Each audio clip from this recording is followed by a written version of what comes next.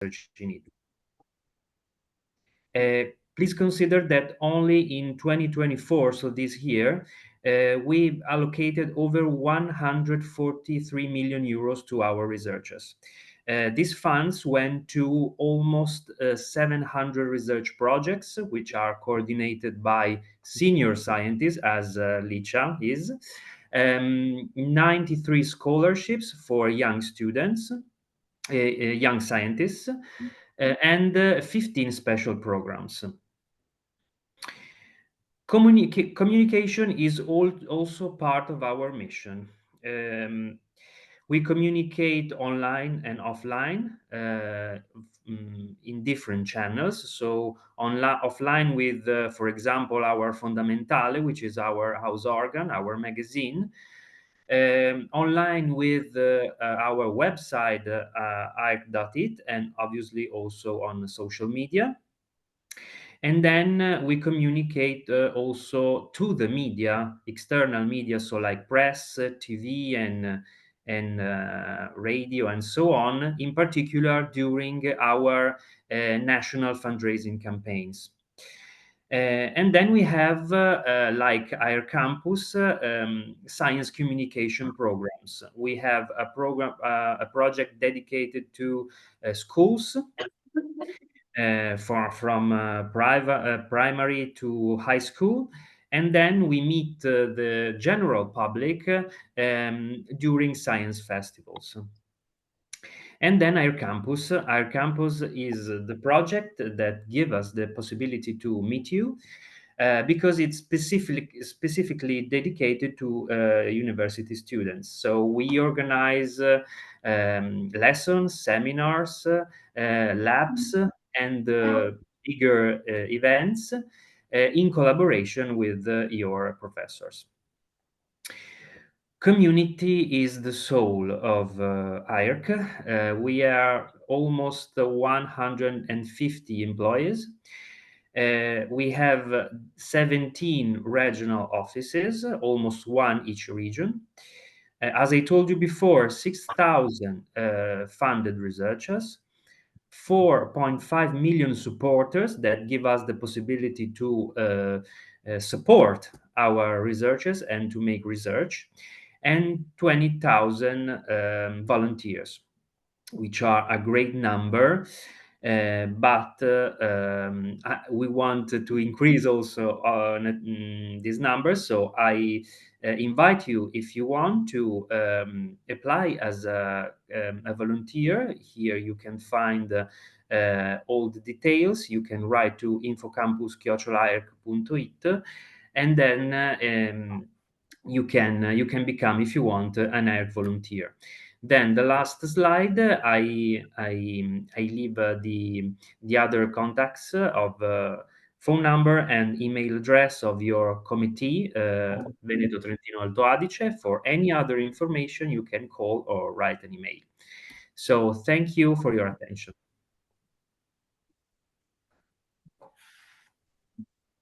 I'm here. If you don't see me, I'm just in the back having a look to the big screen. So, Licia, I think you can start with your... I just want to share my slides. So, okay. Again, here. Do try, you should be able. Okay, yeah. Okay, let's make the full presentation. It's here. I'm in class. You don't see me, but I just on the back among the students, so I see on the big screen. But I'm here. If you need something, you just say Marina, and I'm here. Okay. Thank you very much, Marina. And see you later. The same for you. So. Okay. Good morning, everybody. It's a pleasure to be here with you today. As Marina, Professor Basaglia told you before, I'm Licia Iacoviello. I am medical doctor and a scientist, and I'm professor of hygiene and public health. That's my main topic of teaching at university. I teach at the medical school of Casamassima University in Bari, but my main place of research is the AIRC Neuromed in Pozzilli, where I lead the research unit of epidemiology and prevention, and where I perform all my all my research, also the one that I'm showing you today.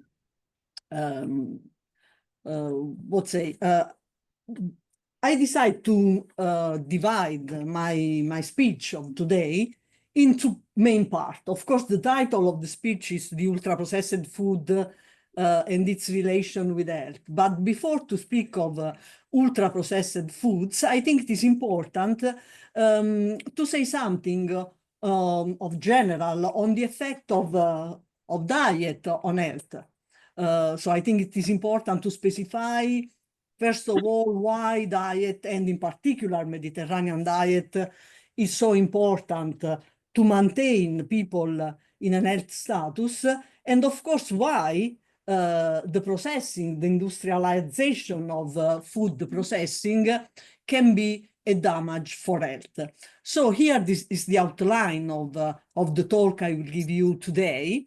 First of all, I will say something on the history of Mediterranean diet, how Mediterranean diet became an important tool of research.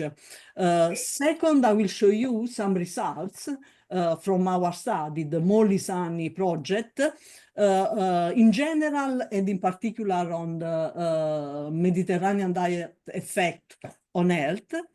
Then we will speak a little bit on what really people is eating in Mediterranean areas.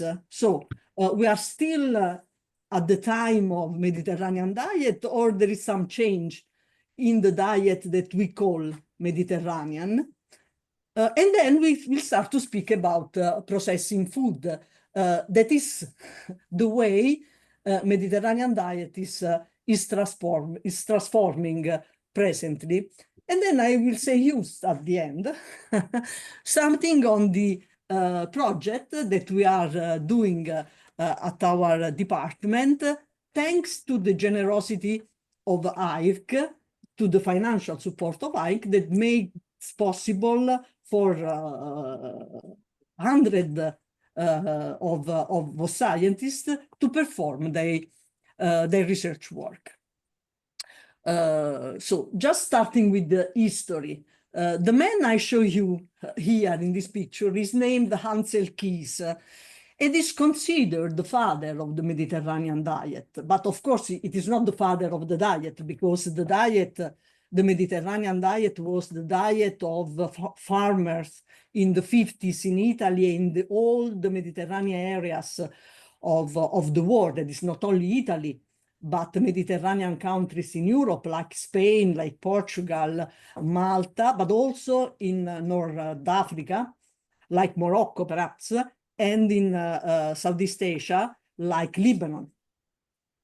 But it is considered the father because it was the first thinking that this pattern of nutrition, this dietary pattern, could have an healthy effect on the population.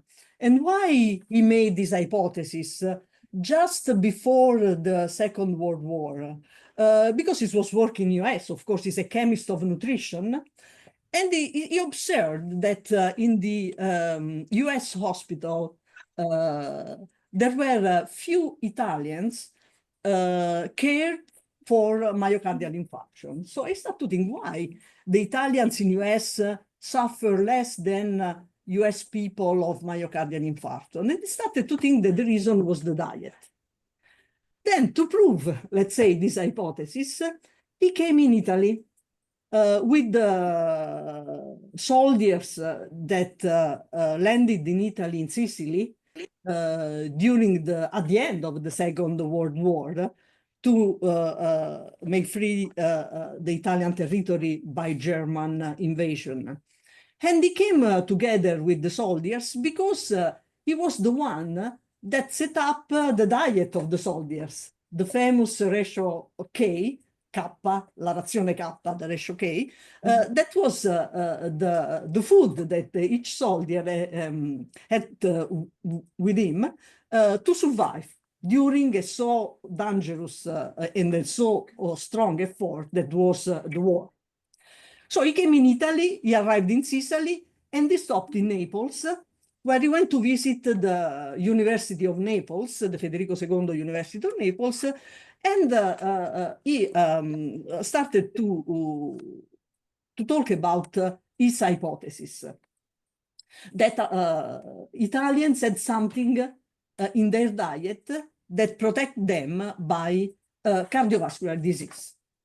And he described the Mediterranean diet with this word in a book that he published in the late 75, How to Eat Well and Stay Well, The Mediterranean Way.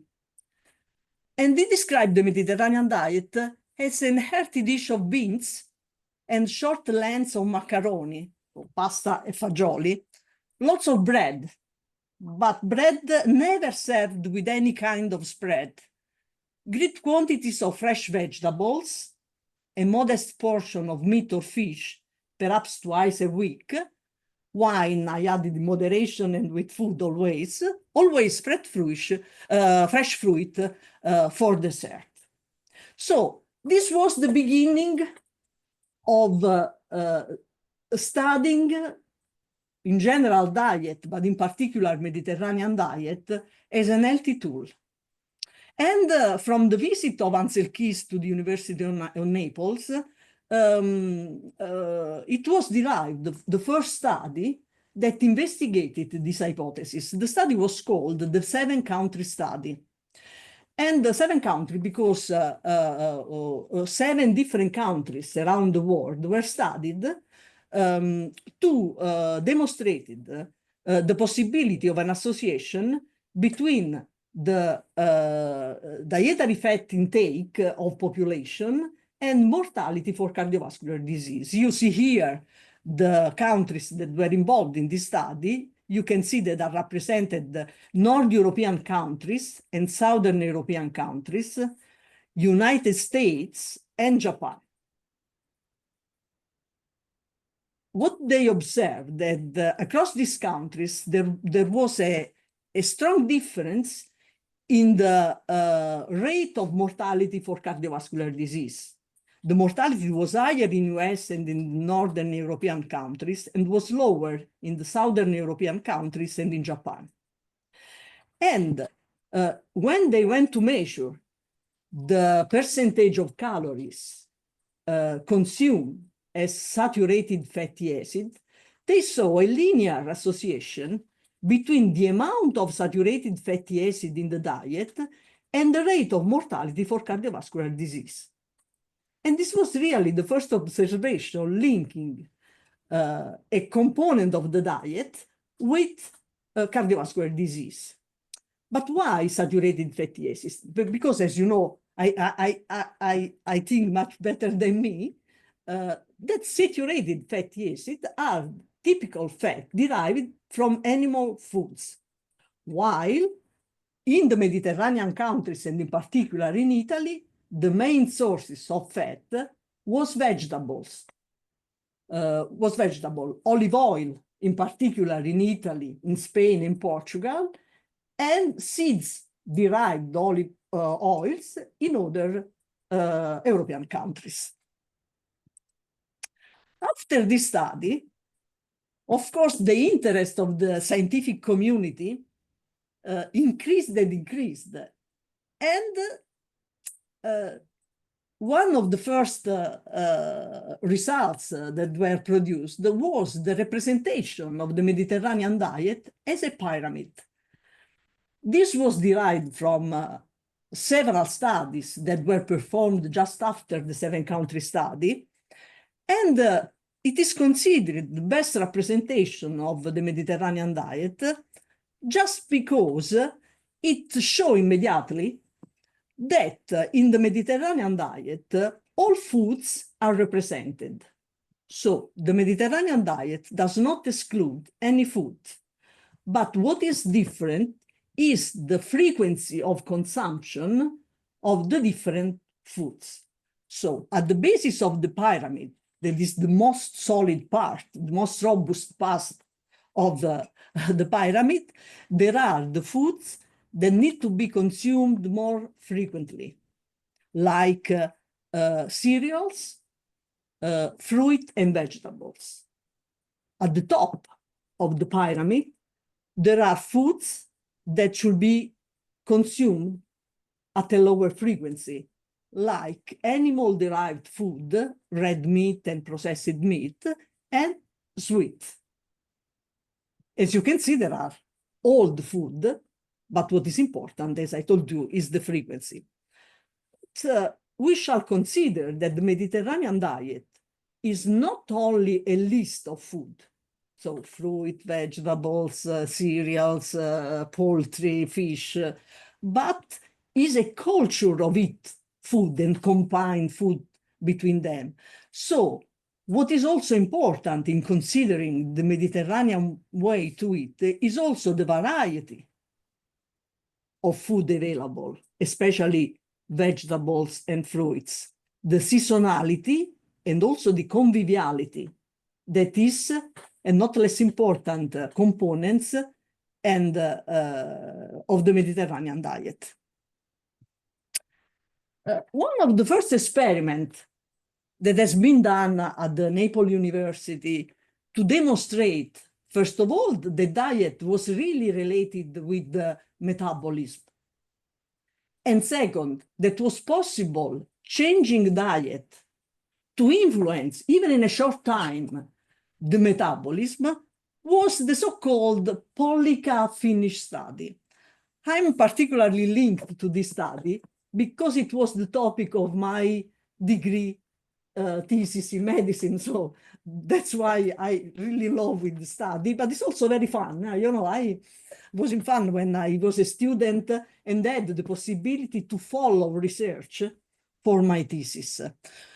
This experiment was designed in Italy, in Pollica. Pollica is a small village in the Cilento, over the sea. It's a very nice place that I invite you to go to see it, at a typical Mediterranean diet.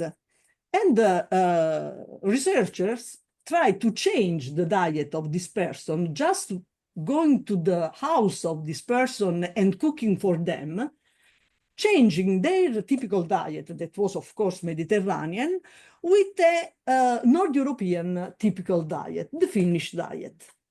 And they obliged these poor people to eat Finnish food for 6 weeks, only 6 weeks. And at the end of the 6 weeks, they measure a number of metabolic factors like cholesterol, total cholesterol, LDL cholesterol, blood pressure, glucose, and so on. Then they turned back to their original diet for another 6 weeks, and they again measured the metabolic factors. And here are shown the results. As you can see, after 6 weeks of Finnish diet in people from Mediterranean area, like the Cilento one, you could immediately see an increase in total cholesterol, you can see here, in LDL cholesterol, as you know, is the risky cholesterol, in systolic blood pressure. I didn't show you, but I can tell you that also glucose and diastolic blood pressure were increased. Then after other 6 weeks of coming back to the original diet, immediately this metabolic factor decreased to the original, to the basal level. What was the message of this study? That first of all, in a few period of time, it was possible to modify the metabolic factors by changing the diet. Second, this increase was reversible. And this scientist made a counter proof. They went to Finland and put the Finnish people living in a village that were more or less of the same dimension of the Pollica village with the Mediterranean diet. Again, 6 weeks of Mediterranean diet, followed by 6 weeks of returning to their Finnish original diet. And they observed just the contrary. After 6 weeks, of Mediterranean diet, there was a decrease in all the metabolic factors. Here is show total cholesterol. It was the same for LDL, glucose, blood pressure, and so on. After 6 weeks of returning to their original diet, there was an increase, immediate increase of the cholesterol and other metabolic factor levels to the original value. After this, people started to find methods to study Mediterranean diet, how we can quantify the diet, because it's not easy stuff to quantify the diet of people, not just in one day, but in a long period. And the second very big study on diet and health, that was the AIRC study, that was designed Merda, che to... cagata. Have you said something? Okay, that it was designed to study the effect of diet on the risk of cancer, tried to approach a way to quantify the addition to the Mediterranean diet. And Antonia Tricopoulou, that was a Greek scientist, that is a Greek scientist, developed this score. She decided to assign a score of 1 for an high consumption of food categories that were considered healthy from previous study, and 0 to the consumption over the median of the population of food that were considered non-healthy from previous studies, like this one: vegetables, legumes, fresh and dried fruit, cereals, fish and monounsaturated fatty acid that were considered healthy, gain a score 1 if they were consumed in a high quantity, or scored 0 if they were consumed in a low quantity. On the contrary, red and processed meat, I'm sorry, here there is a mistake, dairy products, were scored 1 if they were consumed in a high way, and scored 0 if they were consumed in a low way.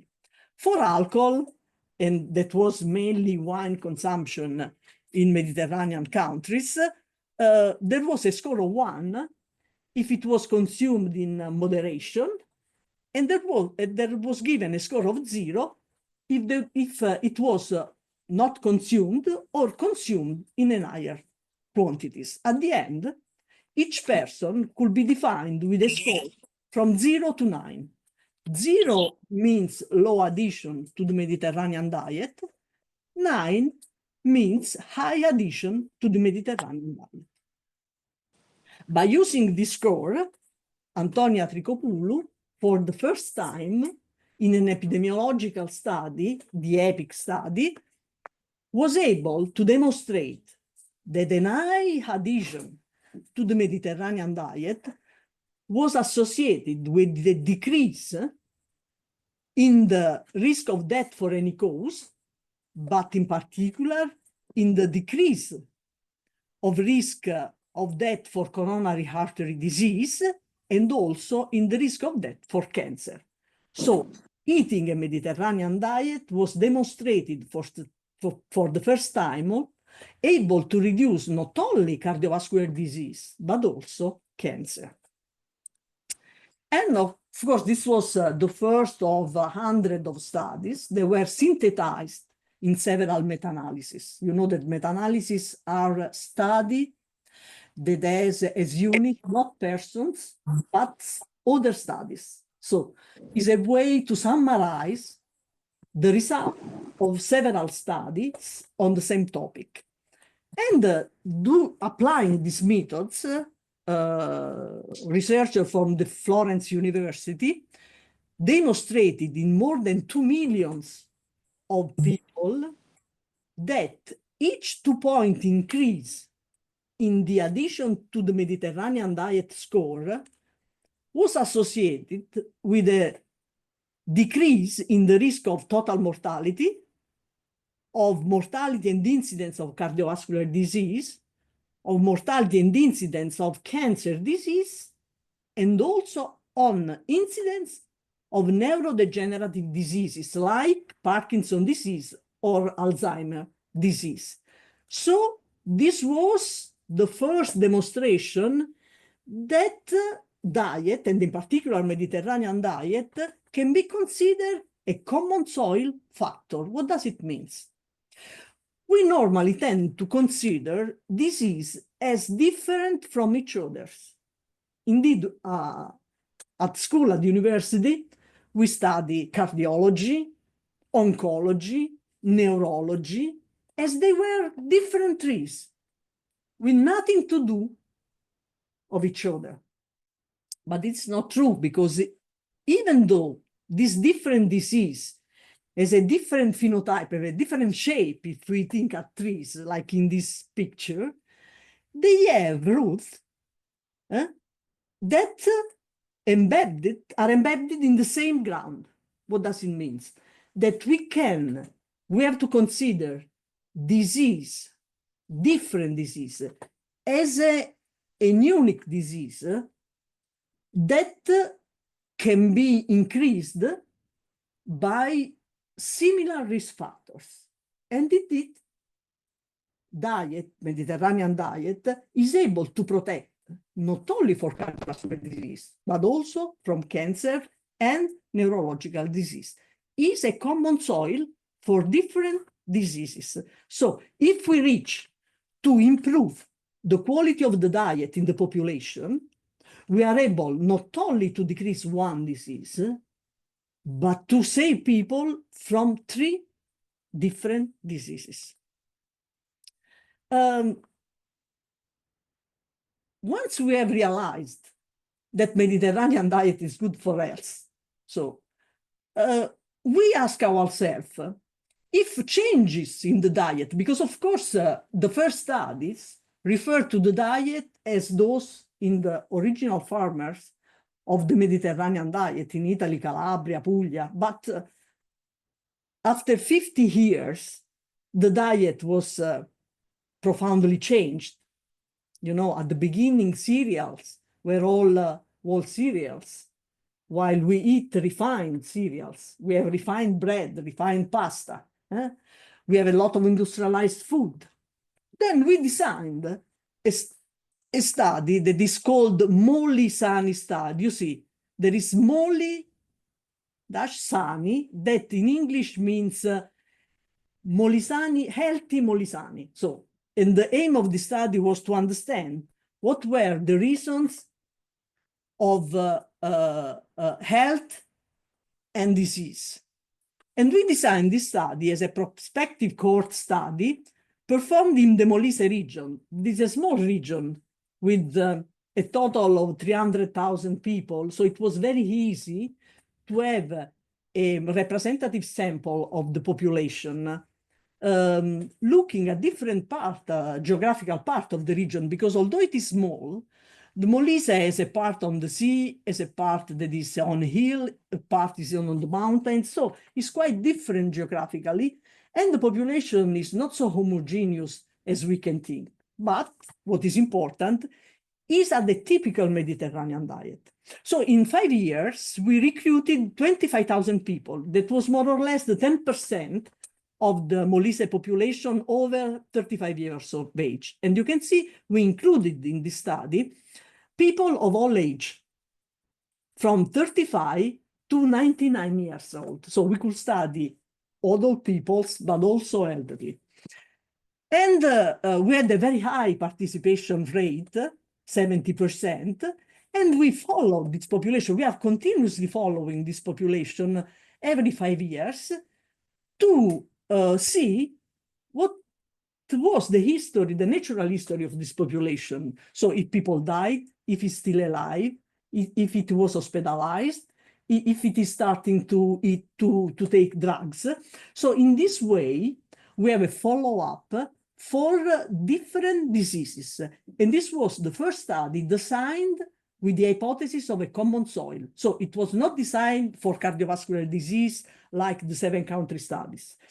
It was not designed for cancer disease like the EPIC study, but it was designed for a common soil hypothesis. So to look simultaneously at cancer, cardiovascular disease and neurological diseases, and also at the number of metabolic disease like obesity, diabetes, hypertension, and dyslipidemia. Just to show you how it was performed, so we called these people, we asked these people to come for a visit, just selecting them randomly, with a random extraction from the municipality list. And if they accepted, we start with a number of questionnaires and a number of clinical visits. Perhaps we had face-to-face interview on the personal family history of disease, on the health-related behavior, on dietary habits, on quality of life, perhaps on the psychosocial determinants like depression and resilience, on the socioeconomic status. And we performed also a number of clinical visits like spirometry, electrocardiograms, anthropometric evaluation like weight and height, measure of body fat distribution, blood pressure, and so on. Then we collect blood, and we founded a biobank. In our biobank that is in liquid nitrogen, we stored more than 1 million of samples from these 25,000 people. They are stored at minus 195 degrees centigrade. That is a temperature that guarantee the storage of plasma, DNA, blood, urines in a way that the properties of protein are maintained over time. Yeah, and you can see here an example of what is a tank in liquid nitrogen where the samples are stored, and the way they are stored in this small straw where there is just one type of blood samples, perhaps DNA or perhaps urines or perhaps serum or plasma, and each straw represents one type of sample for one person. But what was important, at least for our talk of today, was that we collect information on diet very precisely by using a semi-quantitative food frequency questionnaire that was developed by the Istituto dei Tumori in Milano during the EPIC study. So we took this tool that was already created and standardized together with many other countries overall Europe, and we adapted the questionnaire to the Southern Italy situation. What is important in this questionnaire is that we ask the frequency of consumption of many different foods and groups of foods, but also we try to have a semi-quantitative measure of the quantity of food eaten, consumed, by using these images. You can see here that you can quantify the consumption of a particular food like pasta in this picture in a category. Perhaps this can be small, medium, and big, but you can have also smaller or bigger and in between. So we have 7 different categories in which to quantify the consumption of different food and different food categories. By doing this, we could calculate the addition to the Mediterranean diet for each person, to divide this addition in tertile and in quartiles, defining poor, average, and high addition, and then to associate this addition to the incidence of diseases over time. And I will show you just few of the results we got during the years we have performed this study, starting from 2005 until now. Perhaps here it is shown that high adherence to the Mediterranean diet was associated with a significant decrease in the risk of cardiovascular disease. The cardiovascular disease risk was reduced by 1/3. That is a lot. Just to show you that these results were not just of the Southern Italy population, because you can say, but this was a study that was performed just in a small region. Are the results comparable to those obtained by other studies in Italy or in other countries, then I show you again the results of a meta-analysis in which are analyzed studies performed overall in the world. And you can see that overall, the results of the study were similar to those we obtained in the Molisani study. So adhere more to the Mediterranean diet is associated with a decrease in the risk of cardiovascular disease. But this is not only the most important study, because we can ask, okay, these results can be true for the general population, but are also true perhaps for older people. So can we advise people over 65 years that it's not too late for them to start to eat in an healthy way? Again, the results show that if you are an old person and you eat and you adhere more to the Mediterranean diet, you have a decrease in total mortality. So you live longer. And if we want to try a sort of dissection to understand which food categories is more responsible for the effect of the whole Mediterranean diet, this is an analytical method that is called dissection. So you can eliminate by the analysis each food category. We can understand that the most important factors that are responsible for the effect of Mediterranean diet in decreasing the risk of mortality in older people are, first of all, the consumption of olive oil, that is expressed as the ratio between monounsaturated, that are olive oil, and saturated fat, that are animal fat. By fish consumption, by moderate alcohol consumption, and by cereals. Again, we try to understand if Mediterranean diet was also able to reduce the risk of very important metabolic disease like diabetes. I show you here the results of meta-analysis that demonstrated that if you eat Mediterranean, you decrease your risk of develop diabetes long life. And the reduction is proportional, is linear to the degree of addition to the Mediterranean diet.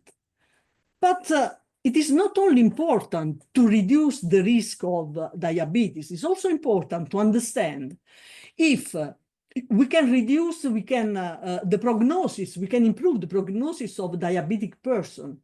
And again, in Molisani, we were able to demonstrate that if a diabetic person adhere more to the Mediterranean diet, he decreases its risk of mortality and death for cardiovascular diseases. Again, the most important feature of the Mediterranean diet were moderate alcohol consumption, a low intake of dairy products, and a high intake of cereals. And again, another demonstration of the importance of the Mediterranean diet also in people that already suffered of disease came from subjects that already get an heart attack. If this subject eat more Mediterranean, they decrease the risk to have another heart attack or to die for cardiovascular disease or for any disease. So at the end, you have a lot of proof that Mediterranean diet is still an healthy dietary pattern. But how can we say the strongest proof of this came from a clinical trial. If you have studied already epidemiology, you know that at the top of the pyramid of the evidences, there is clinical trial. So to demonstrate with robustness that an hypothesis is true, after performing observational studies, you need to prove it through a clinical trial. And a Spanish group performed the trials comparing in a Spain population at risk for cardiovascular disease, a controlled diet that was advised people to eat a low-fat diet or to eat a Mediterranean diet added with nuts that are rich in omega-3 fatty acids, or extra virgin olive oil that is rich in monounsaturated acid. At the end, they compared a low-fat diet with an high-fat diet, because Mediterranean diet is an high-fat diet. There is a lot of fat because we eat a lot of olive oil, but the problem is not the total quantity of fat in the diet, but the quality of fat that we eat in the diet.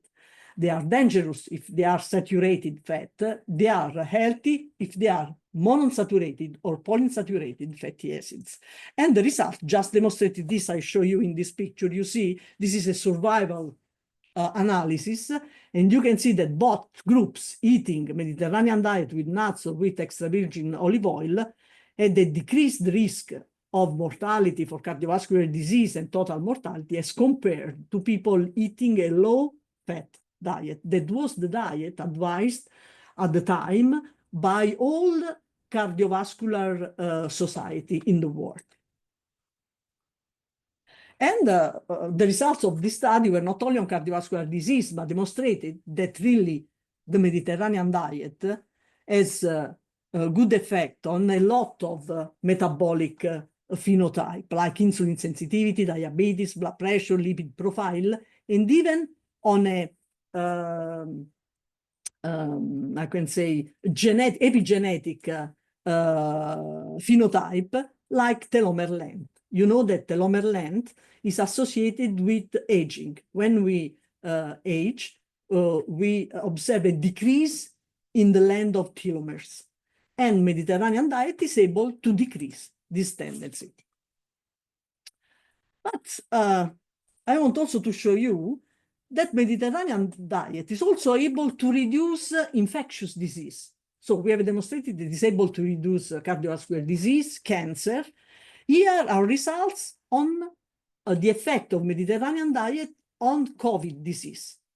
And in this study, this is always the Molisani study, we recall people during the COVID period, and it has been demonstrated that perhaps the high consumption of fruits and nuts and olive oil is able to reduce the risk of symptomatic SARS-CoV-2.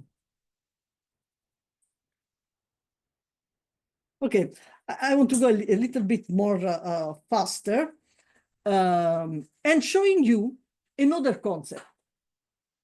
Of course, when we are in Italy, we speak of Italian Mediterranean diet, but several times when we are in a congress, people say, but there is just one Mediterranean diet, or there are other healthy dietary patterns even in other countries. Of course, so in whatever country, you can eat in a more healthy way or in a less healthy way. But there is a difference, perhaps, for Italians if they adhere more to the Mediterranean diet or to other kind of healthy diet. To answer to this question, we studied different dietary patterns. First of all, the Mediterranean diet, of course, but also the DASH diet. The DASH diet has been developed in US, and is the Mediterranean diet, more or less, plus the consumption of low quantities of salt, the reduction of salt in the diet. Then the paleo diet. I don't know if you know about the paleo diet. It is a diet that resembles the original diet of the first people living on the earth. But also we have the Nordic diet, that is a typical healthy diet in the Northern European population, like Denmark, Norway, and so on. Or the Okinawa diet, that is the typical, or Oriental diet, the typical healthy diet of Asian population, in particular Japanese population. So we try to test this diet in the Italian population comparing their effect on total and cardiovascular mortality. And what we observed that only Mediterranean diet and DASH diet, that is Mediterranean diet plus low intake of salt, were able to decrease the risk of mortality, while the Paleolithic diet of the North diet had no effect. So what means this? That we have to respect the culture of the different population. So diet is not only, as I told you at the beginning, a list of food, but it's also the way to eat strongly associated with the culture of the population. And although cross-fertilization between different cultures is something of important, we have not completely modified our typical diet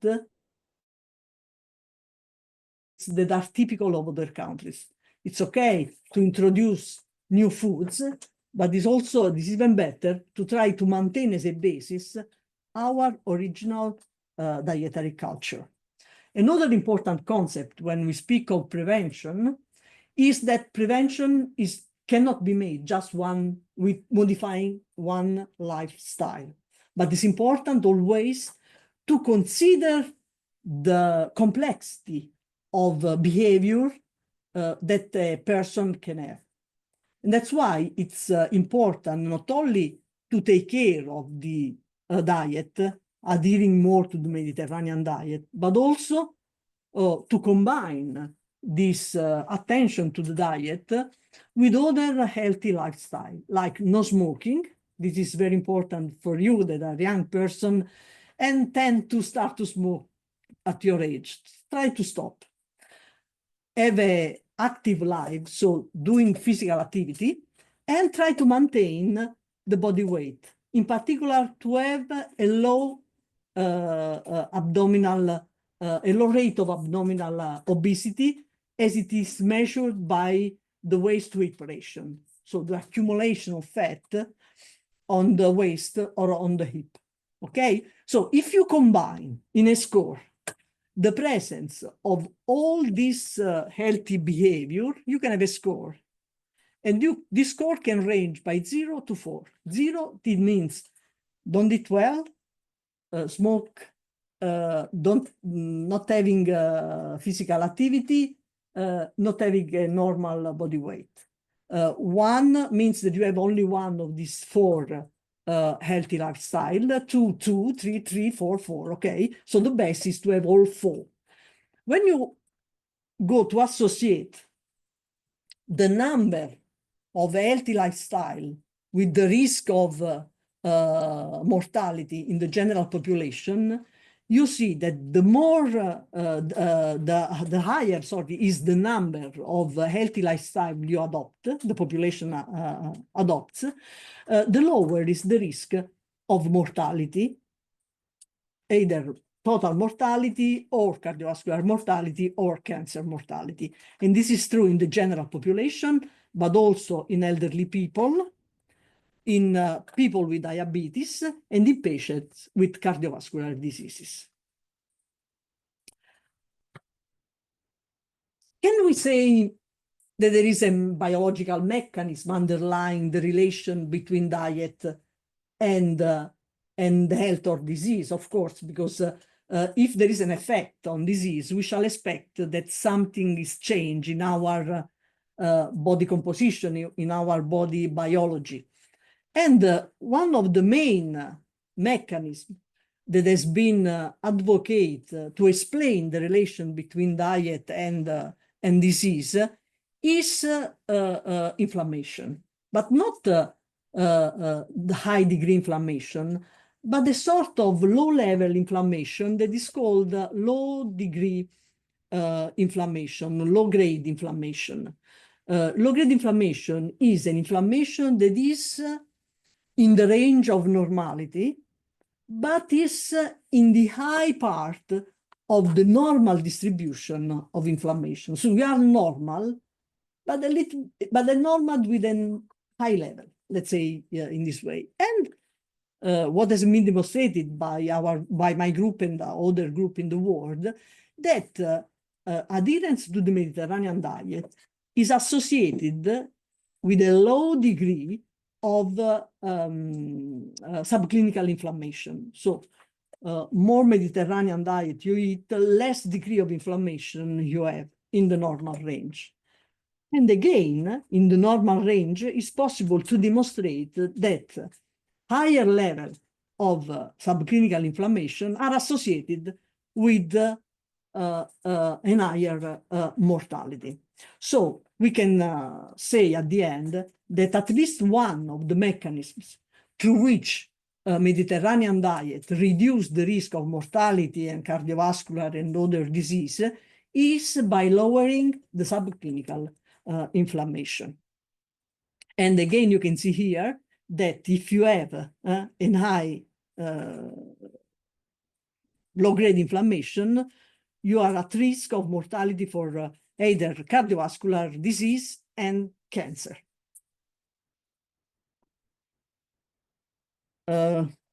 Marina, I go on, or No, you can go on. You can go on. Yeah, yeah. You can go on. No, I told to the students that they took the coffee before starting your seminars. Therefore, you can go on. Okay. So just now, say two words, few words on if we have all these proof. I think they are robust proofs that Mediterranean diet is good for health. What is our presently behavior as Italians? But not only as Italians, but as Mediterranean people overall over the world in respect to the Mediterranean diet addition. It seems very stupid, but this is the present situation. This is the degree of increase of addition or decrease of addition to the Mediterranean diet around the world. You can see that the only countries that have increased the addition to the Mediterranean diet are North European countries. England, Denmark, Sweden, Canada, Norway, Australia, that are all typical countries at Western diets. You see here that all the countries where there is where Mediterranean diet is typical has decreased their addition to the Mediterranean diet. As they have stopped to eat Mediterranean and started to eat North European. And this is very, very astonishing, let's say, or I can say very stupid. So this means that we are abandoning the Mediterranean diet. But this is not only in Italy, you see here Italy, but also in Spain, in Portugal, in Turkey, in Greece, in all countries that are typically Mediterranean. And you see, this is the situation in Italy. Why we are abandoning the Mediterranean diet? We studied the situation in Italy, and we studied the addition, we observed the addition to the Mediterranean diet before the economical crisis of 2007. You remember that there had been a very strong economical crisis. And after it. And you see that the percentage of people having a high addition to the Mediterranean diet decreased from 30% in mean, in average, to 17%.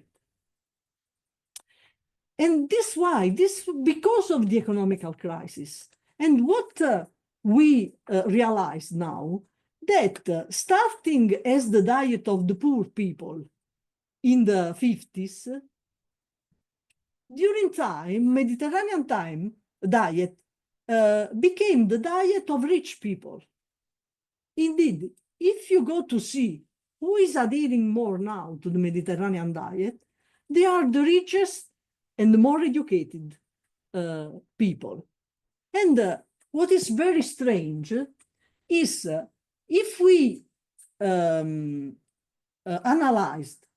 analyze the association between addition to the Mediterranean diet and mortality according to the income or education of the population, you see that the Mediterranean diet is able to reduce the risk of mortality only in rich persons or in those that have a post-secondary education. And this is very strange. Why this is possible? It is this possible. We started to ask ourselves. Maybe that when we classify people at high addition to the Mediterranean diet, we are classifying different quality of food, although Mediterranean, in rich person and in poor person, in more educated person, in the less educated person. Okay, we have fruit, vegetables, cereals, olive oil, but maybe that they are not the same in the diet of rich person and in the diet of poor person. So what does it mean? That the quality of diet can be different. And studying the Mediterranean diet is not the only way to look at the diet. And now we are going to introduce the processing of food. So if you look at the picture, you have an idea on how the traditional Mediterranean diet, and in any case, any traditional diet, has changed at our time. So you see here legumes, fruits and vegetables, bread, tomatoes, cheese, fish, olives, that are natural food. And in the other part of these slides, that are what we buy now. Those are legumes that are canned legumes. This is vegetables that are already cooked vegetables.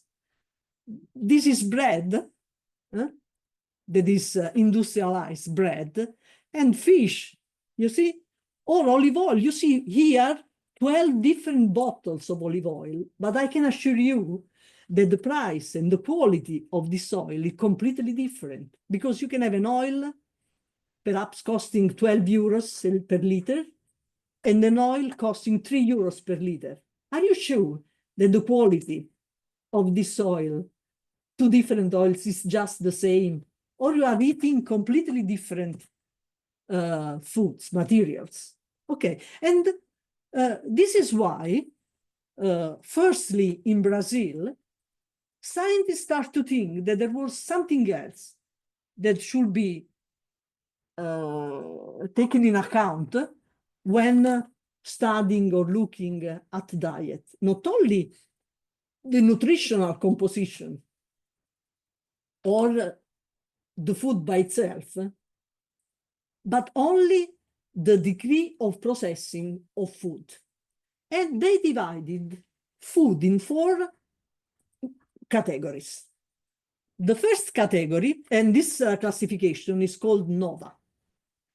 The first category is made by unprocessed or minimally processed foods. That are the food like they are. I mean, vegetables, you see in the picture, fruits, fish or meat, olives, milk, nuts.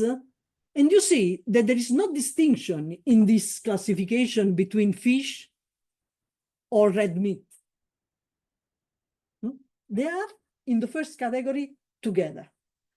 The second category is the processed culinary ingredients.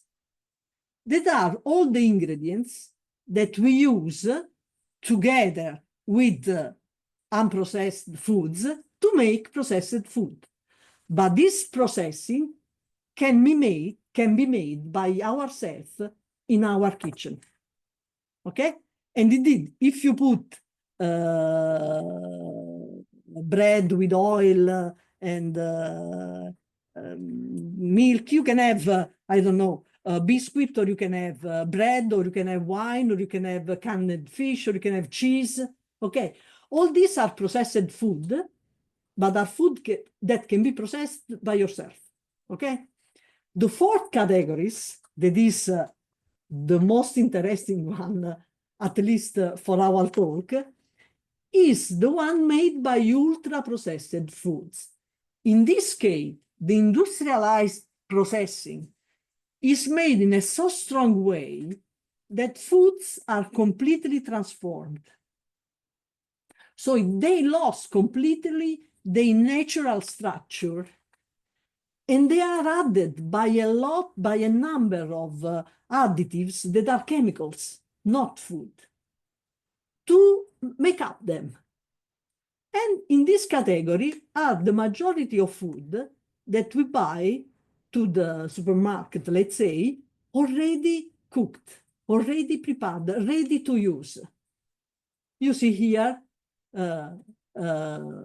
several of these food like sugar sweetened beverages, sweet and savory packaged snacks, reconstituted meat products, prepared frozen dishes, canned instant soups, kitchen nuggets, ice cream. So the characteristic of this food is that you are not able to cook them to prepare them in your house. And you can ask, is my grandmother, is my mother able to cook this food? If the answer is no, then you can classify very easily this food as ultra processed. But why we have so strong attention on this food? First of all, let's define a little bit better this category. Ultra processed foods indicates industrially manufactured ready-to-eat or ready-to-eat formulations made mostly or entirely from substances extracted from foods, not foods, but substance extracted from foods or derived from foods constituents, often containing added flavors, colors, emulsifiers, and other cosmetic additives with little or no foods. So they really are not food. Why they are designed? Of course, they are designed technologically, but the aim is not to have perhaps food with a longer shelf life that can be used more safely, but the design is to maximize the palatability and the consumption, and sometimes even to make people addicted to this kind of food. Examples of this are carbonated drinks, ultra-processed meat, fruit yogurts, sweet and savory packaged snacks, chips, ice cream, chocolate, candies, mass-produced packaged breads, and many others, let's say. Okay, but this not means that all the industrialized foods are ultra-processed foods and contain a lot of additives. You can look at them. Perhaps you have juice fruits at the supermarket.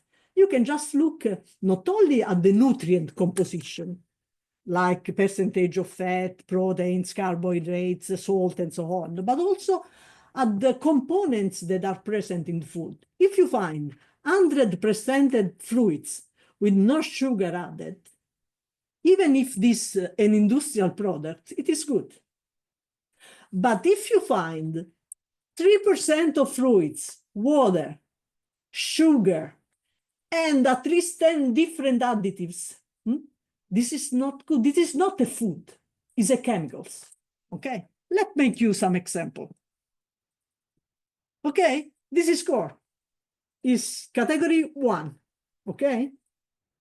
This is canned core. It's category 3, processed food. And this is corn chips. There is no corn in, ma fiber from corns with at least 10 different additives. Another examples. If you want to drink lemon tea and you prepare lemon tea at home, what do? You boil water, draft water, you put in tea as infusion, then you add maybe sugar or honey if you need, and some lemon, okay? This is lemon tea. This is an industrialized lemon tea. Look at the composition. Look, water, high fructose corn syrup, citric acid, Oh, there is also lemon juice concentrate, sodium hexametaphosphate, natural flavor, tea, phosphoric acid, potassium sorbate, acesulfame potassium, calcium disodium ADTA. Okay, there are 13 different ingredients, of which only 3 are used to make tea. So I mean water, tea, and lemon juice. All the other 10 are chemicals.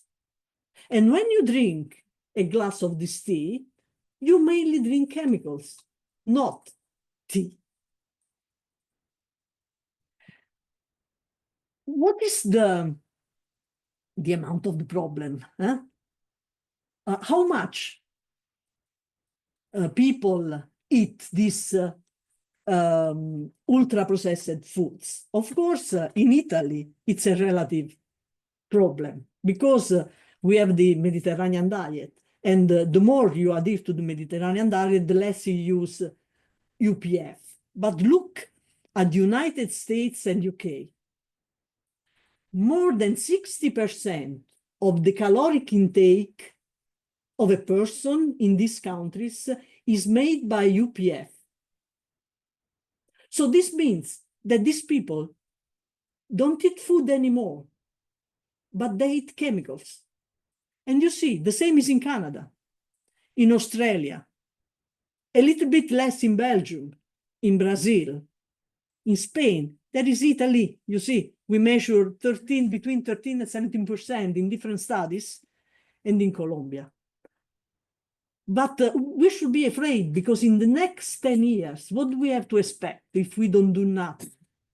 That this 60% became 90%, and this 13, 17% will become 50%. But why we should avoid this increase? Why we are saying that they are not good? Does we have any proof that they are not good for health? And here I will show, first of all, the results of meta-analysis of study, so that make a summary, as I told you, of all the study that have been performed on this topic, that we made together with the group of Florence of Sophie, showing the mean effect, the average effect of consuming a high quantity of ultra-processed foods on all-cause mortality, cardiovascular mortality, depression, and overweight obesity. You see that in all these cases, the consumption of ultra-processed food is associated with an increase in the risk of this disease: mortality, cardiovascular disease, depression, and overweight obesity. We tried also to analyze if in our study, the Molisani study, there was a dangerous effect of this food on a number of clinical phenotype. And this was interesting because, as I told you, Molise, the Molise region, is a small region that is typically Mediterranean. And of course, we measured the low consumption of ultra-processed food. But if we compare people that eat a higher amount of UPF with people consuming a low amount of UPF, can we observe any difference? This is the question. And you can see that even in the Molisani diet, there are 22 food eaten by people, because this is the real consumption of this food in our population, that can be classified as ultra-processed. So although they are not very, very young people, are in a Mediterranean area, they eat at least 22 different food groups that are ultra-processed, okay? And those are the results. First of all, we studied if the consumption of UPF was associated with the risk of mortality. And you can see here, there is a linear association. The more is the quantity of ultra-processed food that you eat, the higher is the risk of all-cause mortality. but not all, of all-cause mortality, this relation is even stronger. You can see as is steep the association for cardiovascular mortality. But this wasn't true not only on the general, on healthy people, but if we study people that already got an heart attack, so those are patients with a cardiovascular disease already diagnosed. Again, you see, the more is the use of UPF, the higher is the risk of these people to have a second heart attack or to die for any cause. But can we say something on the mechanism why UPF are dangerous in our population? Of course, the first hypothesis that we have to test is because of their nutritional quality, because we know that many of the food that I show you are food that are high in carbohydrate, in sugars, in salt, in fats, in saturated fats. So maybe that the only reason why UPF are dangerous for health is because they are low in nutritional quality. So we made a mediation analysis, that is a statistical analysis that helps you to understand if the effect of an exposure on the outcome is mediated by another factor.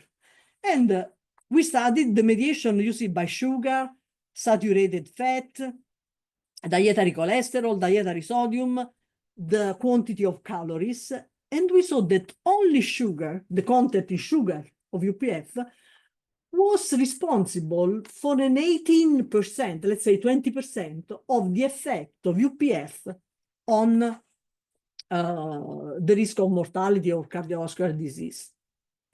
And this means that, okay, sugar is responsible for a part of this effect, but the other 80% of the effect, of the dangerous effect, is unknown.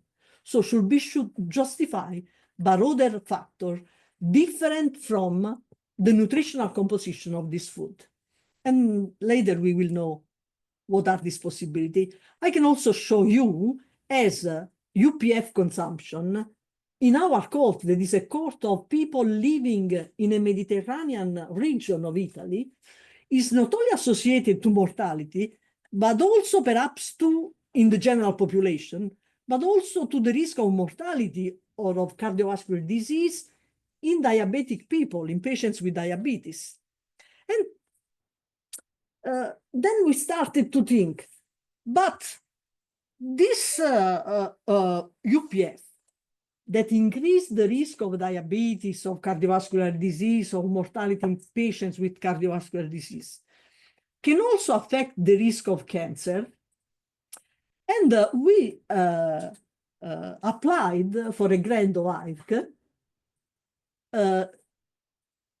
trying to answering to this question. And indeed, the grant that AIRC is supporting to my group in Neuromed is on the effect of ultra-processed food intake on breast cancer risk and the study of potential pathways that mediate the effect of UPF on the cancer risk. So we decided to study a little bit more than 12,000 women free of cancer at baseline, age 35 years or more, recruited in the Molisani study. We are evaluating the consumption of ultra-processed foods at baseline, and we are looking for breast cancer incidence during 13 years of follow-up, so until 2020. And which mechanism are we investigating? Are we going to investigate? We are mainly investigating two possible mechanisms.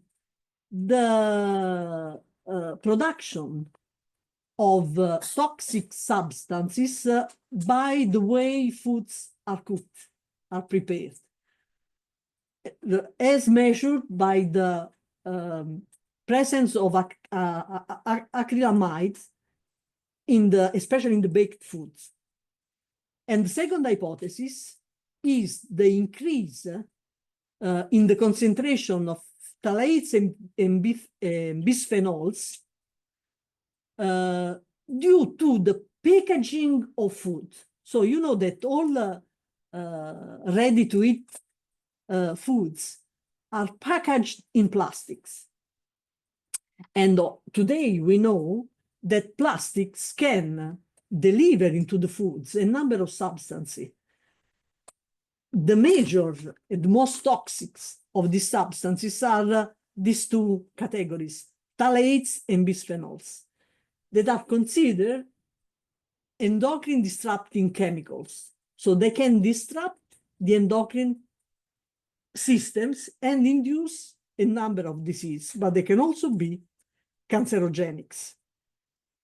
And the hypothesis, the secondary hypothesis, is that these substances can in turn increase the level of inflammation and oxidative stress in our body, in our biology.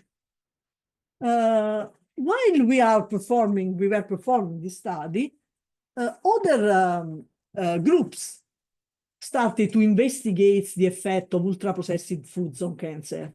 And I'm showing you the main results of these studies.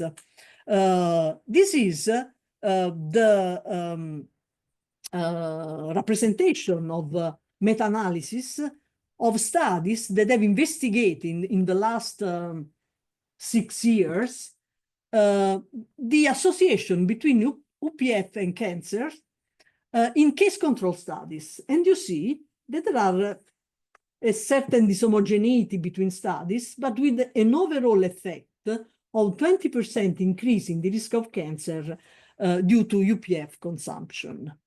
They also performed a meta-analysis of prospective cohort studies that are more robust, designed to investigate the association between diet and cancer. And again, they demonstrated that there is a 12% increase in the risk of cancer, of different type of cancer. You can see breast cancer, colorectal, overall cancer, and colorectal cancer in men, and pancreatic cancer. Also, the biobank, the UK Biobank, is investigating this relationship, and they, you see, last year published a paper showing that there was a very small increase, only 2%, you see here, in the risk of all cancers by a 10% of increment in UPF consumption. And again, they show also a small increase in the mortality for cancer. So also, we have already get some results from our study. Before to investigate the effect of ultra-processed food in the general population, we tried to see if the consumption of ultra-processed food was dangerous for the prognosis of cancer. So we look at the association between this type of foods with mortality and overall mortality and cause-specific mortality in patients that already get a cancer. Okay, so we study a population of patients with a diagnosis of cancer that they survive to a diagnosis of cancer. And you see that if these people eat in high quantities of UPF in their diet, their risk to die or to develop another cancer, and even to die for cardiovascular disease, is increased according to the consumption of UPF. The more UPF we eat, the higher is the risk to develop an event during 14 years of follow-up. But just the last question, as I told you. So, but what are the possible mechanisms underlying the effect of UPF on generally disease and in particular cancer. So we have already told about poor nutritional quality, but we have also said that only a small part of the effect of UPF on the disease can be explained by the poor nutritional quality. So we need to investigate other pathways and what can be these pathways. First of all, the presence of additives. Glutamates, emulsifier, no sugar sweeteners, sulfites, and many of other additives. But we can say, okay, we have some rules in Italy and in the world limiting the quantities of additives that you can use. That's true. And in Italy, we have the more severe regulations about the use of additives and the quantity allowed to be used in food preparation. But all these rules are made for each additive at a time. No one has studied and no rules have been promulgated on the composite effect of these additives. But I've shown you in one single foods that are 10 different additives. And although they are all used individually according to the rules, we don't know how they interact. And we don't know the effect of their interaction. The second pathway that needs to be investigated is the neoformation of compounds, like the case of acrylamides that I showed you before, but also the food structure that is completely altered. So the processing, the ultra processing, destroyed the natural food matrix and made a sort of predigestion of foods that completely modify the food matrix, making foods more palatable, more soft, more desirable by people. Okay, and we know that the food structure is important for the composition of gut microbiota. So gut microbiota can vary according to the structure of food matrix. And an alteration of food matrix similar to those induced in some ultra-processed products is able to change the gut microbiota composition towards a composition that is associated with worse health effect. And last but not least, the contact materials, the plastic, the synthetic chemicals that are used for packaging and that can translate from the packaging to the food, from the food to our body. There are very recent publications showing the presence of microplastic and nanoplastic in the carotid atherosclerotic plaques or in the olfactive bulb and in brain tumors. So this means that these substances has migrated from the package to the foods, from the foods to our body, and have been localized to atherosclerotic plaque or to cancer, inducing some transformation of these cells. Just a few words on what we can do to increase the awareness of people in respect to diet in general and in particular to ultra-processed food.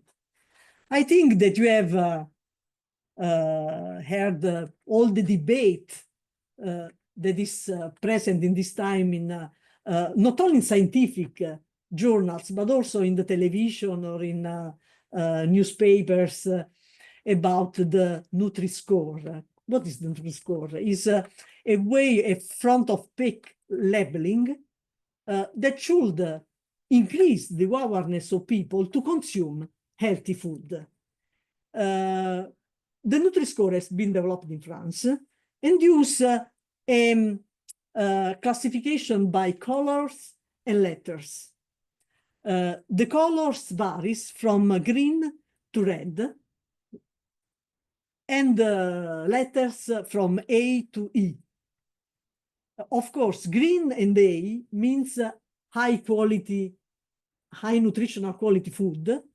Red and D means low quality foods. But the quality of foods is interpreted only as nutritional quality. So content of fat, content of sugar, content of salt, that is important, of course, but does not cover the complexity of the food effects on health.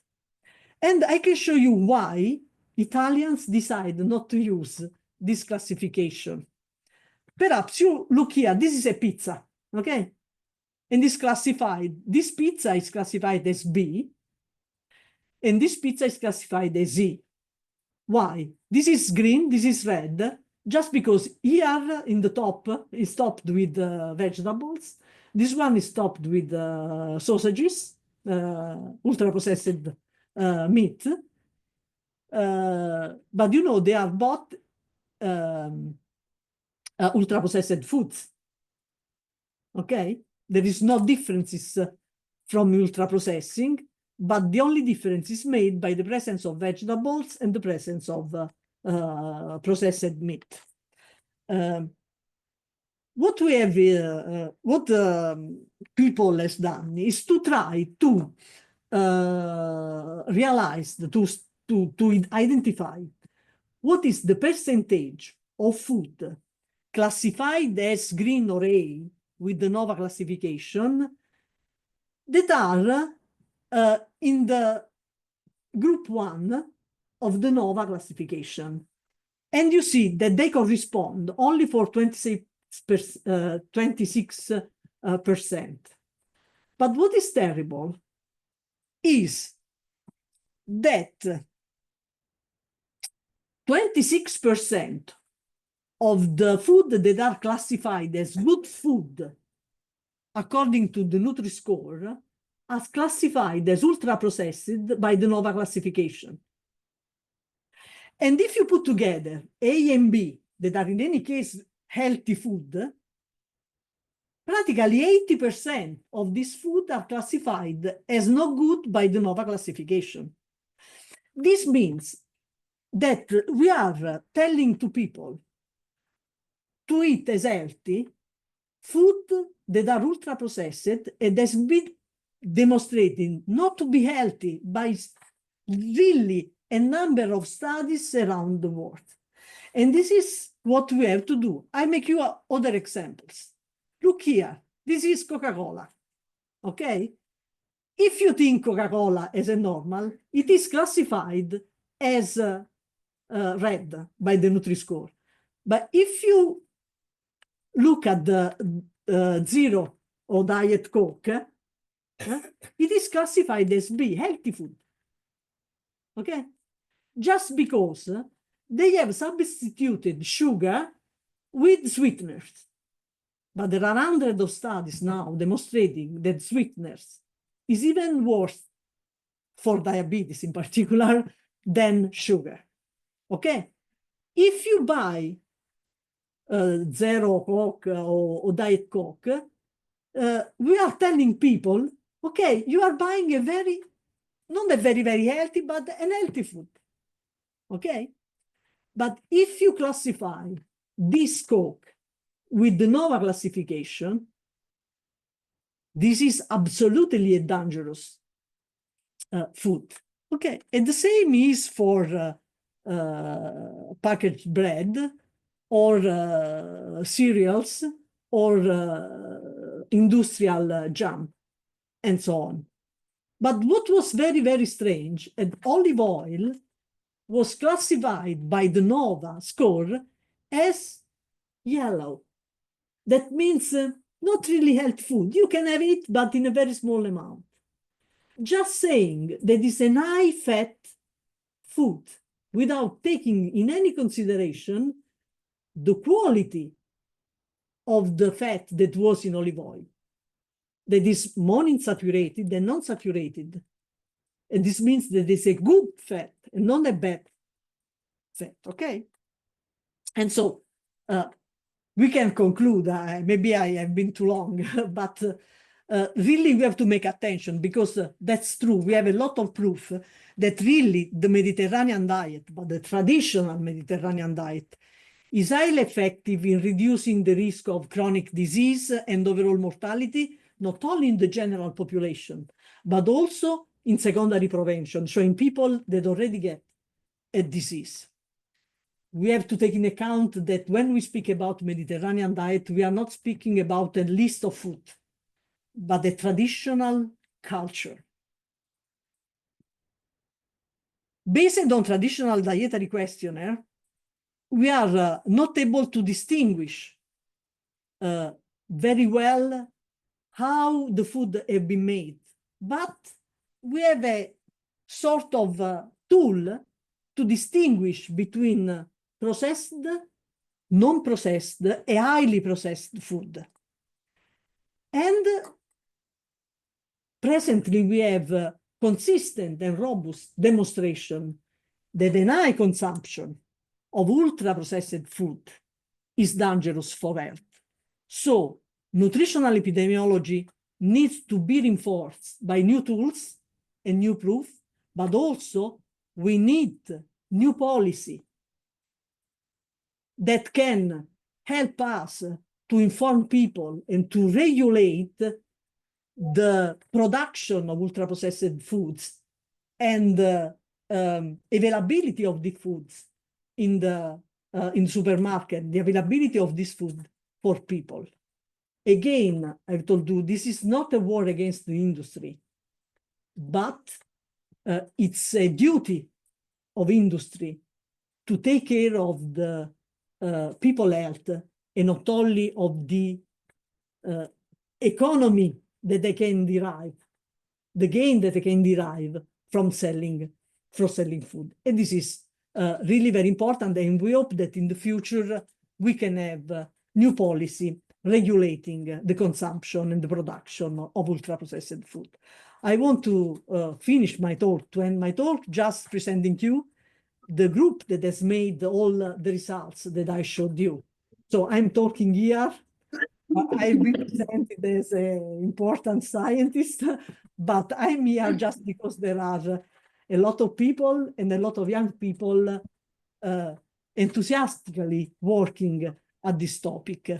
And you can see here this group, and remember, research is always the products of collaborations between different people. It's not possible that one person alone can produce scientific results, and always you should be acknowledged the contribute of all the people to research. And on this picture, I thank you for your attention, and I'm ready to answer to your questions. Okay, Richa, thank you very much. An applause. Thank you. Well, very, very interesting seminar with many starting point for discussion. I don't know if the students have something to ask. I have many things that I took note here. I don't. Do you want to start, friends? Maybe if you come here because he cannot hear you. Yeah. No, because he cannot hear you. Or if you are online there. No. Okay. You can repeat to me the question if I don't dare. Well, first of all, congratulations there were some professor here. Professor Pasini asked me to make you the congratulations. She's teaching food technology. So we are in charge of teaching such a technology, especially Gabriella, but we are going to minimally processed food. This is something that we are going to. So come here. I have one of my students that are here that would like to ask you. Okay, do it. Yes. So when you were talking about the contents of the Mediterranean diet, you have mentioned the intake of alcohol. However, as we know, alcohol is considered a carcinogenic substance in any amount. So I was wondering if there is some research comparing Mediterranean diet without alcohol and Mediterranean diet with alcohol intake. Well, this was also one of my questions, because here, we are in the Veneto region, that is a region where you say no alcohol is something like to make a revolution. So, and there was a lot of polemics between also between professor of the university, I know. and you know very well. So, which is your opinion? Because I don't know, because compare wine with alcohol, I don't know if it's just correct, but I don't know. What Your opinion, please. Just based on by itself is a toxic, okay? Is a cancerogenic substance, but we don't drink alcohol. Exactly. We drink wine. And in the Mediterranean diet, so the food that is included in the substance, I want to say food because also on this there is a lot of debate if we can consider wine as a food or not. Is wine, and it's mainly red wine. There's not only alcohol. Is alcohol, together, a number of other substances, just to mention the most representative of these substances is polyphenols, that not only have a direct effect on inflammation, oxidation, and a number of biological function, also they are better absorbed in the presence of little amount of alcohol. So, well, first of all, Licia, you are an honorary citizen of Veneto. But we have to be, okay. I'm referring what is the literature on this. Of course, in epidemiological studies, it's very difficult to distinguish between different kind of alcohol drinking. So I mean, super alcoholic, beer, or wine. But overall, if you look at studies that have been published on consumption of, let's say, alcohol, because at the end, what you derive is the amount of alcohol that is present in the different beverages. So I mean, that is 10 grams per 100 milliliters. If you look at wine, is 5 or 7. If you look at beer, is 40. If you look at super alcoholic, okay?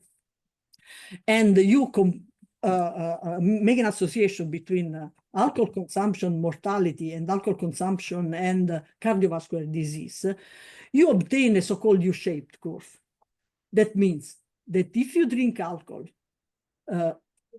in a light to moderate way and with a certain behavior, so that means regularly, low quantity with foods, that is the Mediterranean way to drink wine, you have a decrease in the risk of total mortality and cardiovascular mortality, and no or a little effect on increased risk of cancer.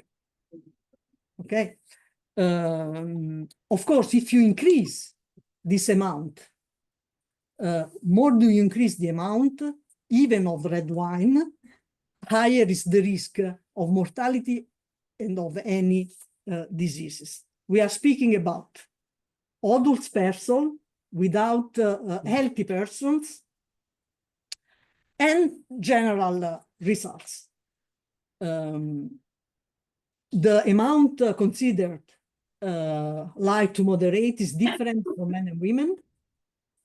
This is because of the biology of alcohol dehydrogenase in men and women. That is the enzyme that metabolized alcohol. That is much faster in men than in women.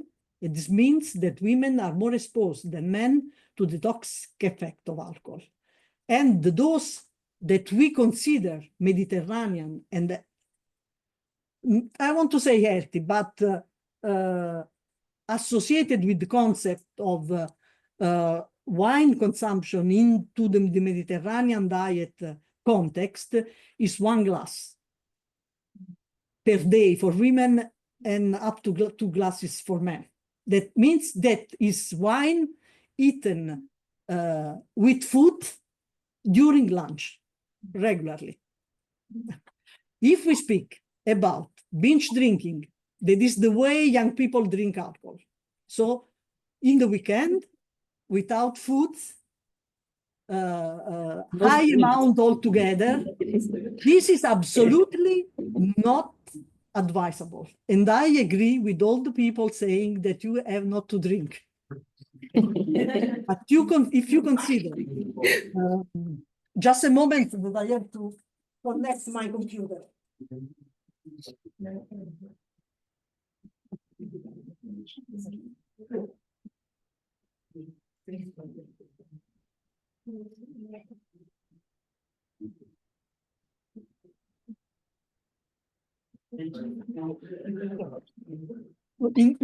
If you look at the data in this way, of course, you can consider, let's say, a safe amount of alcohol that you can drink without healthy problem. But really, this amount is very low. And this for adults and for healthy people. We are not speaking about people with liver disease or people with cancer, in which you should avoid this food, but you should avoid fibers in people that has colon disease problems. Okay. There is a strong debate on this because there is the OMS that is saying zero alcohol. But this is a general advice when you have to put together all the world. It is a world where there are where the alcoholism is a big problem. There are countries in which the alcoholism is a big problem. There are countries in which religion forbidden the use of alcohol. And, such position for me is also political. It's not only based on the scientific evidence. And really, if you look with the free minds, what has been published in the literature, you can see that even in the strongest paper published against the alcohol consumption, the U-shape is present. What I would like to see if is a real attempt to explain to people the right way to drink. Of course, we have to say less alcohol is better, less as you can, and no more than 1 glass per day with food. 1 glass. If you are adults. Okay. I want to see more against cigarettes, more against sugars. That is much worse than alcohol. Much worse.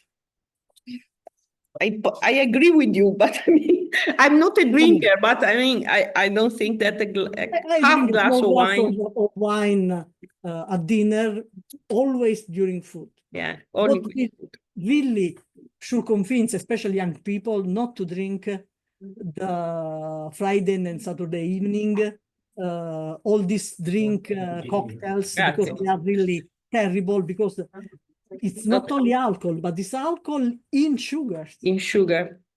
Okay.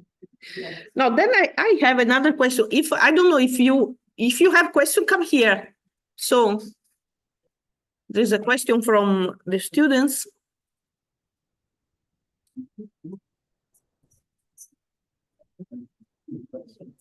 Okay. Thank you. So thank you for the presentation. So recently I learned that now currently Mediterranean area actually doesn't have a big prevalence of Mediterranean diet that was described by Ansel Keys.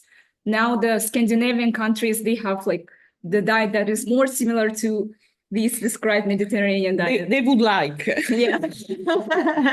Do you think that it is possible to revert, to go back in Mediterranean area and what I want to say, to bring back this diet into Mediterranean area now, and how to do it? Is it only by educating people or controlling the market? I just wanted to hear your opinion. Thank you. Very interesting question. Yeah. I show you also the slides in which it has been shown that in the North European country, they're increasing the addition to the Mediterranean diet while we are losing these habits. And we have to try to understand, first of all, why and how can we revert this tendency. I'm sure that we need more education because diet is considered a funny topic. So, it's something to say with friends, but not all have the perception that what we say about diet, and in particular about Mediterranean diet, is something of evidence-based, is scientific. And but people don't eat science, What is very strong and what influence more people is not are not the scientists, is not what is taught at the school or at university, but are the media, no? Are the advertisement, are the power of industry that has a lot of money to convince you to do or not to do something. And of course, we need policy to contrast this influence and to increase the influence of science, let's say, but it's only not only in the field of diet, but in all the field of life. We need political actions that are motivated by science and not by making money, let's say. I don't know if I can say this. If you look at the TV or at the radio or you find in Facebook, in TikTok, or in the social media that especially young people use now, it's always determined by people that has an economic interest. You don't see advertisements that are made by the government, perhaps, True. because you need money. And you never see something saying you don't smoke or don't eat sugar beverages. But you always see advertisement by Coca-Cola or I don't know, McDonald's or something else. And this need to be changed. Burger King. Burger King, whatever you want. So we have millions of this, although the millions of different producers we see can be reconducted to few big industries in the world, because the diet industries is dominated by few big farms. What we can do to come back? We have to find a way to reach young people, to convince them to change. And of course, I don't think that the best way is to say you have to eat like the farmer of 50s. I can make you an example. The consumption of sushi. Sushi is for Japanese, just the same that Mediterranean diet is for us, pasta. Is the traditional diet of Japanese people. How it has been possible that sushi food has became the most appreciated food by the younger generation? I like it a lot, and each time I go to Milano to visit my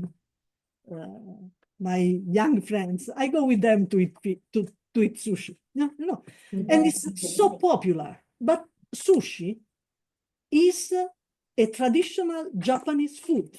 What I think is, if it has been possible for sushi become so popular among young people around the world, all over the world, why this cannot be possible for Mediterranean diet? We have to find a way to let it know in a way that is acceptable by the young generation by the,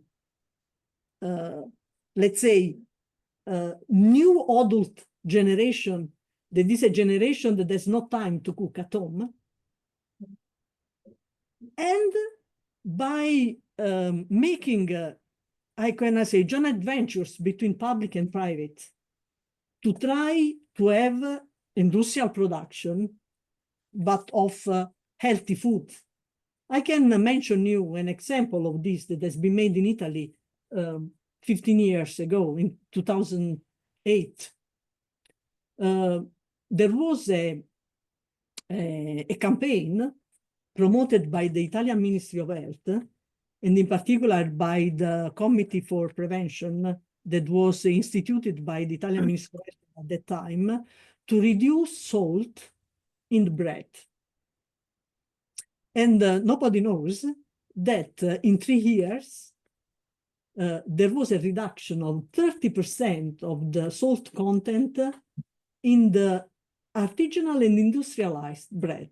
And a lot of industries, even big industry in Italy, adhere to this program and reduce the salt in their bakery products. And this was really a program in which the industry from one side, the ministry from another side, and scientists from another side sit together around the table and started to discuss, explaining to each other their reasons.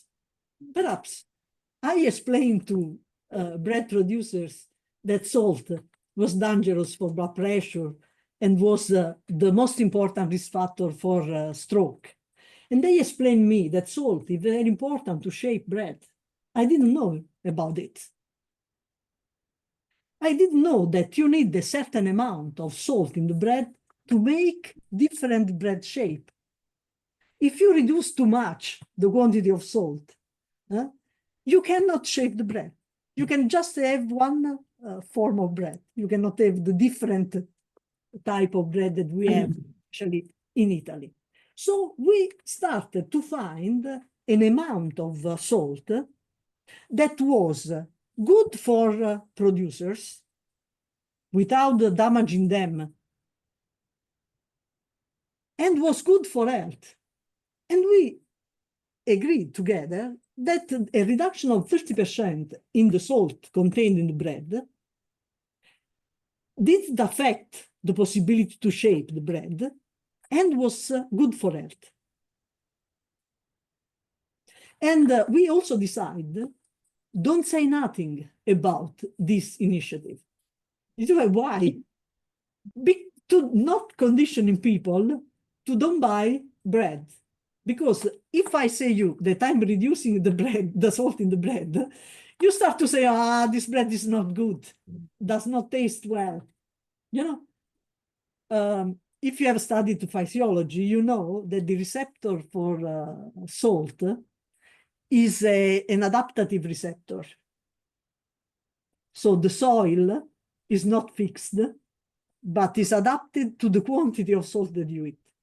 If you eat too much salt, the soil decrease, and you, the soil increase, and you don't taste the bread salted, and you need more salt. If you decrease step by step, slowly, the quantity of salt in the bread, your receptor adaptates to this new quantity, and as a perception of the salt reduced as normal. That's why we decided to decrease in 3 years the salt in the bread. 10% every year, to let the receptors or people able to adaptate to the new quantity and the new taste of bread. And we avoid to tell people about this, avoiding to have a subjective, let's say, perception of the modification of the salt in the bread, to giving time to the receptor to adaptate to this new composition of the bread. And this has been done, and no one has perceived that we have changed the quantity of salt into the bread. The Istituto Superiore di Sanità, the Italian Public Health Institute, has conducted 2 surveys to demonstrate the efficacy of this policy measure in Italy. We measured the excretion of salt in the population before adopting these measures and after reaching the complete reduction of salt. And we could realize that there was a decrease in the salt consumption in the mean salt consumption of the population, and accordingly, a decrease in blood pressure of the population. This experiment was already done in England several years before, and they had the time to measure also the effect of this decrease, not only on blood pressure, but also on the incidence of stroke. And they could demonstrate it, that adopting this policy, cioè inducing by collaboration the industry to decrease the content of salt in their products, there was really a decrease in the consumption of salt, in the excretion of salt in the urines of the population, a decrease in blood pressure, and the corresponding decrease in the incidence of stroke. So this means that if public and private, health and industry, commerce and health are put together, they can do something of good. And it is possible. And can you another question from from the students here? I send you my question in private. Also, yeah, I want the questions of the students. They have time to meditate. Exactly. They want to know something. Hello. They can just try to know. Okay. Hello, Professor.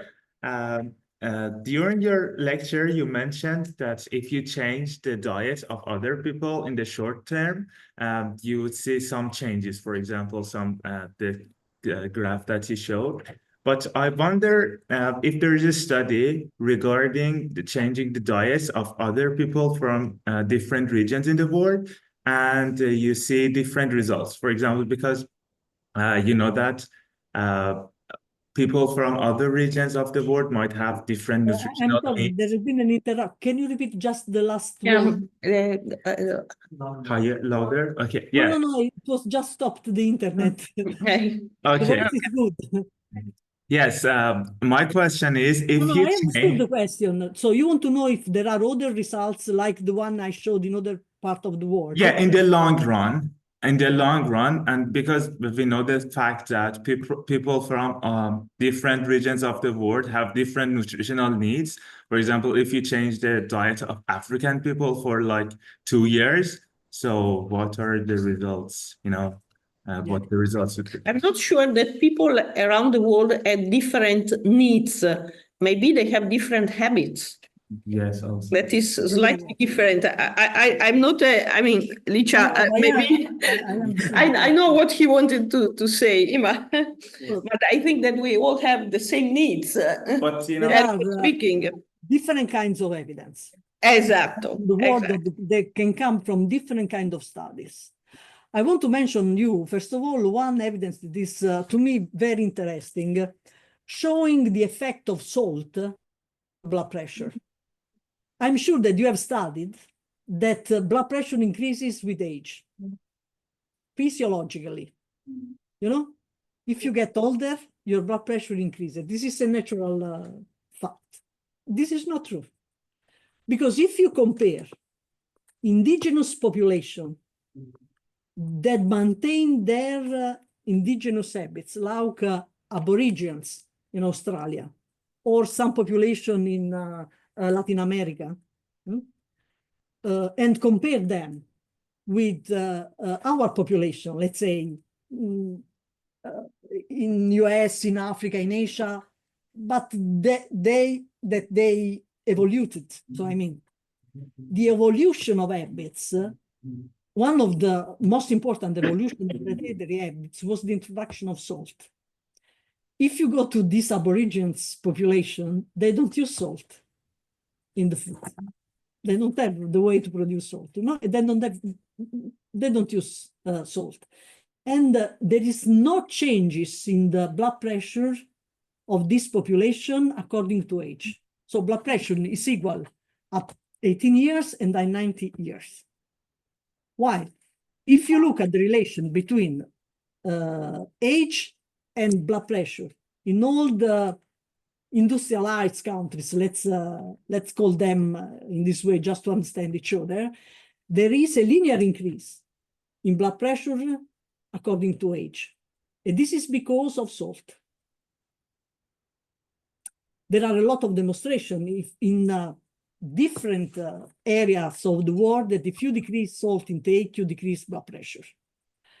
There are also a lot of studies comparing perhaps Japanese population emigrated in US or in other countries that have adopted the lifestyle and in particular the diet of the countries where they emigrated, that has been compared with the population that remain in their country. So Japanese in Japan and Japanese that emigrated to US and that acquired the westernized dietary habits. And there is a lot of differences between them, not only in the level of metabolic factors, pressure, cholesterol, glucose, but also in the risk of cardiovascular disease or mortality.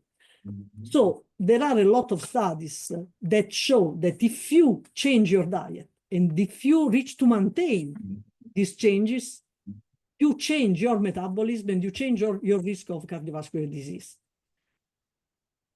What is a problem that the majority of proof that we have is a proof that if you acquire worse habits, you increase your risk of metabolic disease and of cardiovascular disease or cancer. We have less proof, long-lasting, of the contrary. So what I'm saying that there are less examples of population eating in an unhealthy way that acquired healthy habits. It's more popular and more frequent, the contrary, so that well-eating population acquire habits that are not healthy. Another example of this is of Inuit. Inuit are people living in Iceland, okay, in the Nordic area, close to the Arctic North Pole. North Pole. That were fishers, so they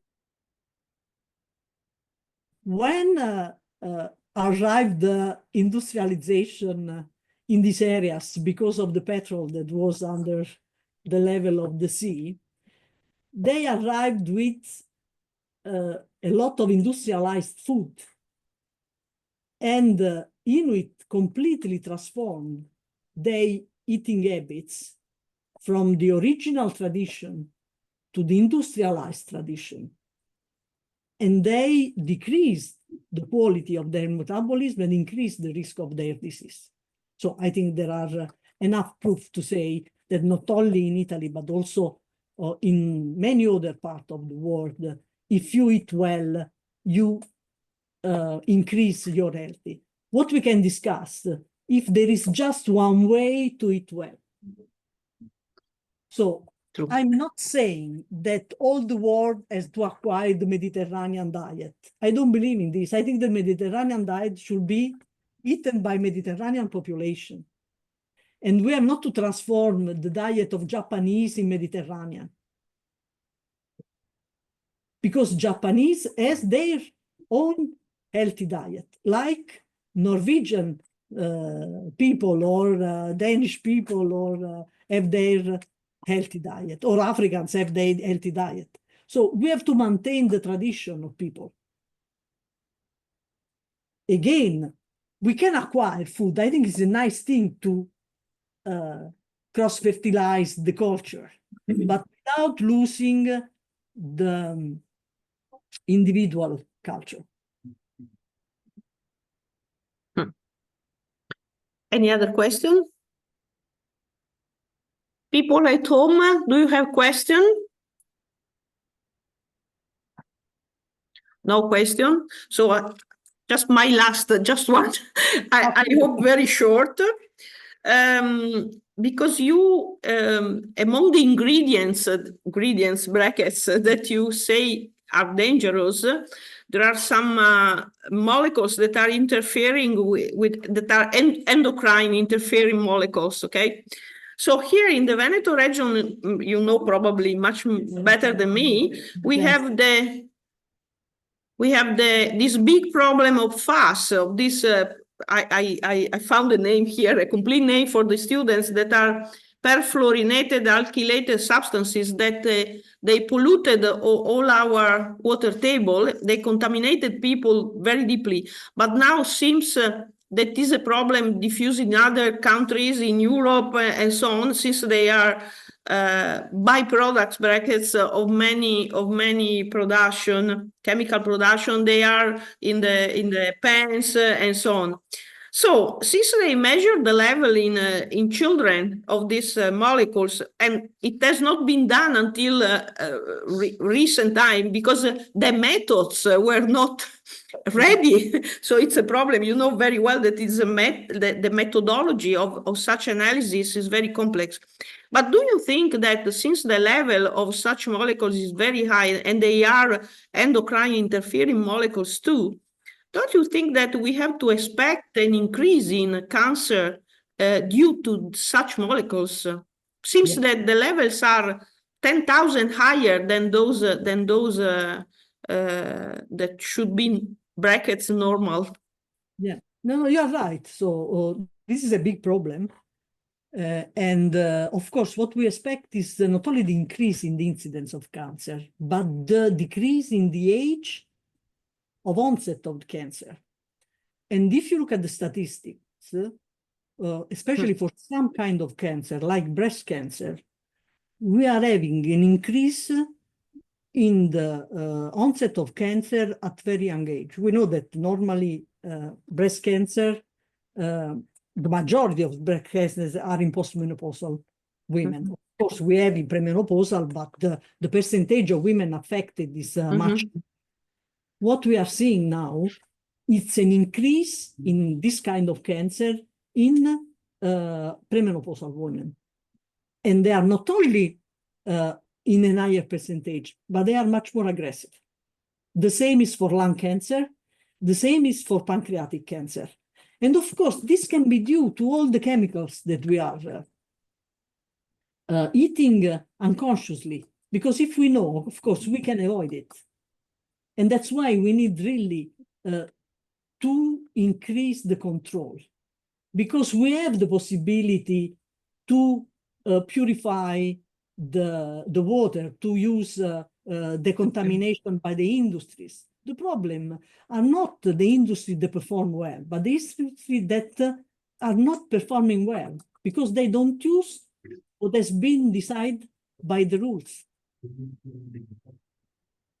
And that's why, so the case of Veneto was very strong in Italy, but it's not the only one. It was because there were industries that were eliminating a lot of these chemicals directly in the water without any depuration. And we need to do this, but of course we can just study the phenomenon to provide evidence that there is an effect of the exposure to these chemicals for a number of diseases. But we need the politician making the rules, the policy, the rules, and also doing the control.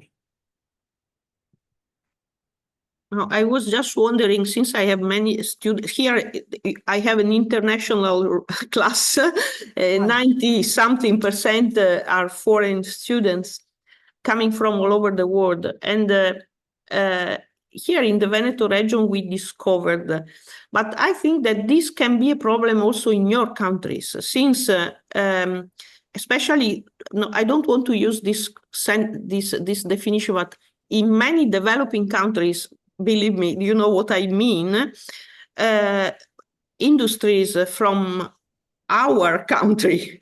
They went there, and I cannot even think of what they have done about wastes.